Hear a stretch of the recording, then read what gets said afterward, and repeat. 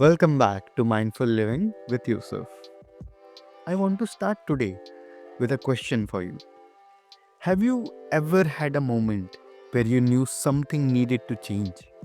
You read books, you tried habits, you did the right things, yet the same pattern kept looping in the background. Maybe it shows up as anxiety that never fully settles, a pain in the body that doctor says looks fine on scans, or a belief like I'm not enough that keeps sneaking into our relationships or your work. My guest, Craig Meriwether, is a certified clinical hypnotherapist, medical hypnosis specialist, and author of the Past Lives Guidebook. He's the founder of Sacred Mystery Hypnotherapy, where he guides clients through past life regression, life between life's journeys, spirit guide connections, and ancestral healings. Craig helps people explore questions like, why do I keep repeating this pattern? Is this pain or fear really mine? Or could it be linked to an old story or even ancestral trauma? What is my soul actually trying to do here? With that, Greg, thank you for being here and being willing to go both mystical and practical with us today. Oh, Yusuf, thank you so much for inviting me. It's going to be a amazing conversation. We got a lot to cover, I think, in a short amount of time. So yeah, let's dive into it.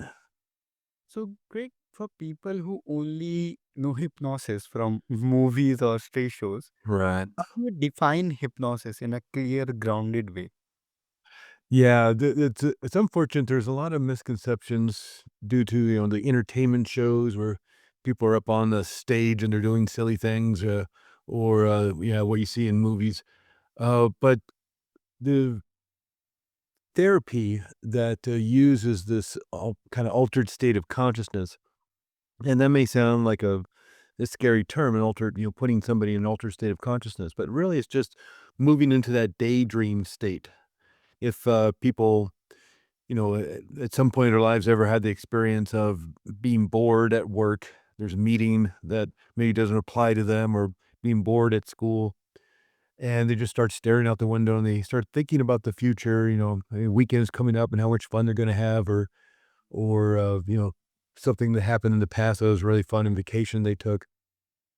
You just altered their state of consciousness. And really, the biology of it is moving from the beta brainwave state down to the alpha brainwave state.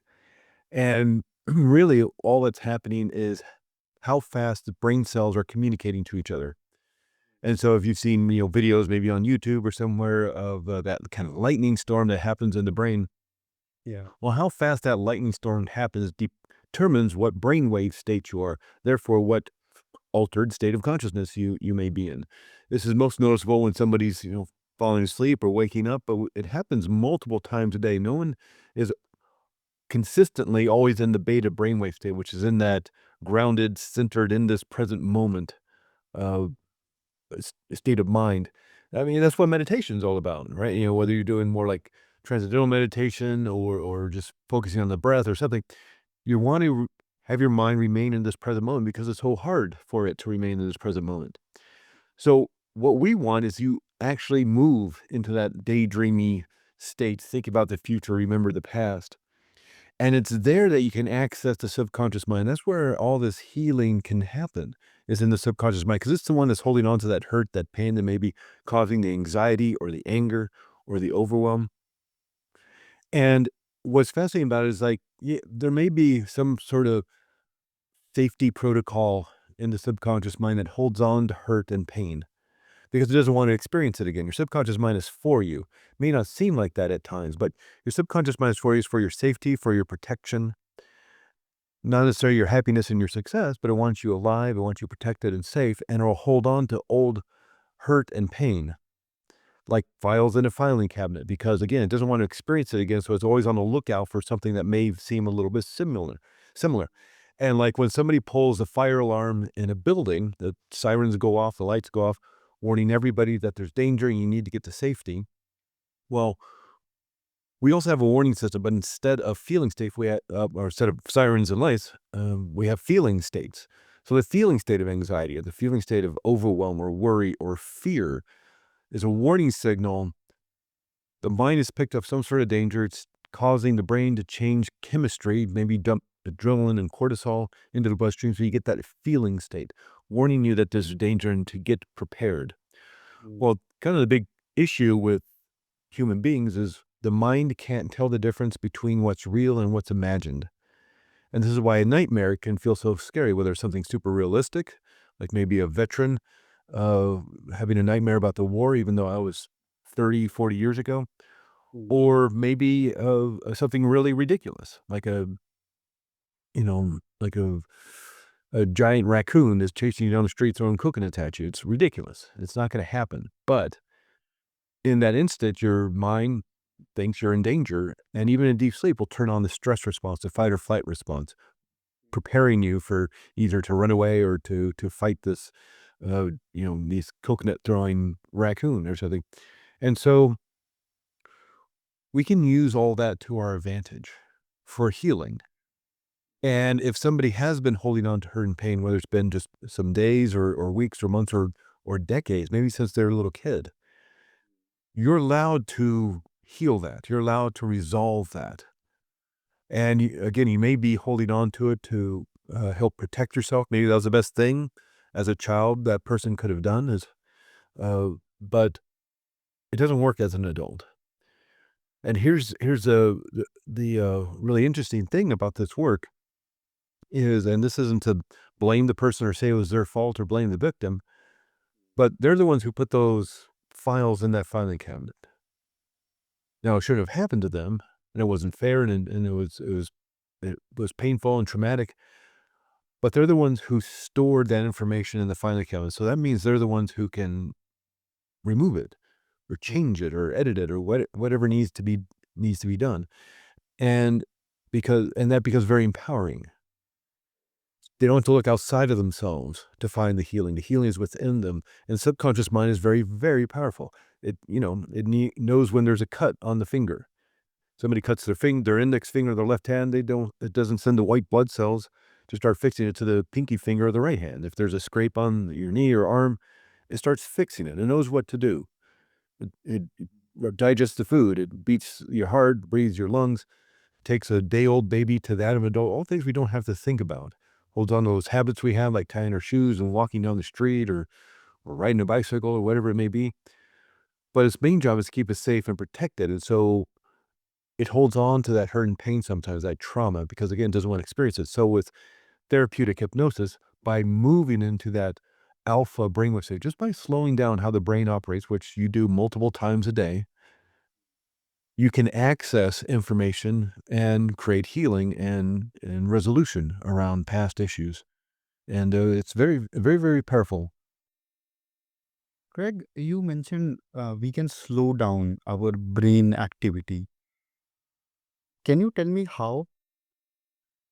Well, lots of different ways to do this. Meditation can help you do that.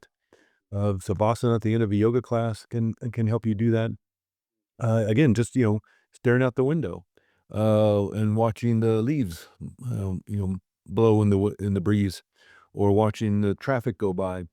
Anything that might put you in a daydreamy state. Anytime you're thinking about the future, you say, "Oh, I got this trip coming up. I need to get packed," or "I got people, I got family coming over this weekend for dinner. I get to the store.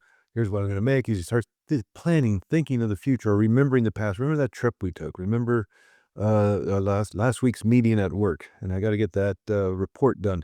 You start thinking about something that does not keep you in the present moment. You've altered your state of consciousness. Watching TV puts you in the altered state of consciousness of the alpha brainwave state, and so it's it's not hard to do. The hard thing is to keep your attention in the present moment. That's why, people can be frustrated with meditation.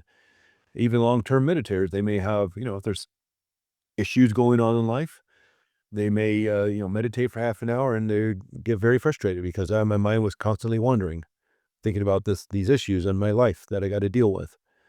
And because it's difficult to keep your mind in the present moment. That's what meditation is there for. So it's really not hard to do. And again, hypnosis, in fact, the word hypnosis comes from Greek mythology. And the Greek god Hypnos, who is a Greek god of sleep. And back in the early 1800s, there was a doctor, Dr. James Esdale. He was actually a surgeon working in India at the time. And back in the 1800s, they didn't have fancy hospitals and fancy anesthesia, fancy equipment or anything. So if he was a surgeon, if you had to have your leg amputated, you're biting down on a stick, or maybe a blow to the head to knock you unconscious. And Dr. James Esdale, in learning some of the techniques that were around him, he learned how to put people into a deep, deep, deep trance state. And so far into a trance state, it looked like they're in a coma. And so then he could do amputations. You could do surgery and take out tumors and sew people back up and deal with war wounds and injuries and things. So he brings it back to England, starts telling people about it, and another doctor, he started working with it and wanting a word to describe this trance state. So he talked about it with his colleagues and write about it. He decided to name it after the Greek god of sleep because this coma-like state looked like sleep. So he named it after Hypnos, the Greek god of sleep, and he called it hypnosis.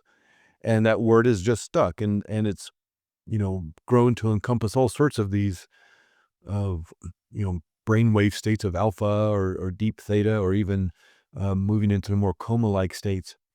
And it's nothing unnatural. It's something we do all the time. Maybe not go so deep into a coma-like state, but certainly the other states of the alpha brainwave state or the theta brainwave state we do multiple times a day. And so again, all a hypnotherapist is doing is taking advantage of your ability to do that naturally and using therapeutic tools and techniques to help you release any trauma or hurt or pain or anger or anxiety you may be dealing with. I see. Okay. And your work goes into territory a lot of people find fascinating or might be controversial. Past lives and life between lives. From a healing point of view, what actually changes for a client when they access these types of experiences? Well, it's definitely fascinating, and there's kind of two ways of working with this state of mind and spirit. And one is just the curiosity of it, wanting to find out more about maybe other lives you have lived and how they inform your current life. Maybe you see any sort of kind of connections or threads between lives and how that can help you move forward in this life. But there's also the aspect of creating healing. And if there have been lives that have caused great hurt and pain, again, just like in this current life, you may still be holding on to it. And that's a lot of people come to this work because they've done the years and years of talk therapy. They've gone to the doctors. They've done all the work. They've read the personal growth books. They've listened to the podcasts. They've done all the work on themselves, and they still hurt. They're still feeling maybe anxious or angry. Maybe they read a book about by Brian Weiss or Dolores Cannon, or my own book, Past Lives Guidebook, and they that feels familiar to them. It feels comfortable. It's like, yeah, this seems right. And so they want to explore that aspect of their being, of their soul, because it can be a situation, and a lot of this information comes from Michael Newton's book, Journey of Souls and Destiny of Souls, where he worked with tens of thousands of people over decades and who are and having similar experiences of what it is to be in that soul life, to be in that life between lives. And it's sort of like if you look at being here on earth as going to school, the school for your soul. We're here to learn and to grow and to develop as souls. Almost like this, if this were kind of like a computer simulation, we're here in this avatar of this body, and we're learning and growing and developing as souls. Well, like school, if you don't do so well in a class, maybe you have to repeat that class.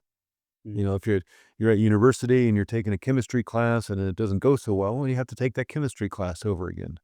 Well, maybe in these lives, as we are learning and growing, and maybe the lessons are really hard, or maybe it will take multiple lives to learn a certain lesson, sort of like math. In first grade, as you're a little kid, you learn 2 plus 2 equals 4 all the way to getting your master's degree at university, and you're writing those crazy equations on the chalkboard. Well, it took multiple years to learn that extraordinary kind of math.